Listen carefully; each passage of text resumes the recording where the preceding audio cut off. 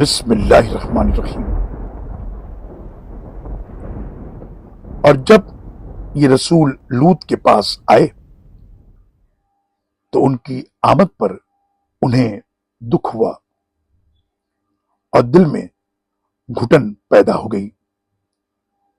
انہوں نے کہا، خوف نہ کرو اور نہ غمزدہ ہو، ہم تمہیں اور تمہارے گھر والوں کو بچا لیں گے، ماں سوا تمہاری بیوی کے، وہ پیچھے رہ جانے والوں سے ہے۔ ہم اس بستی کے رہنے والوں پر آسمان سے عذاب نازل کرنے والے ہیں کیونکہ یہ بدکاری کر رہے ہیں۔ سورہ العنکبوت آیت نمبر 33 اور 34۔ اللہ اکبر اللہ اکبر۔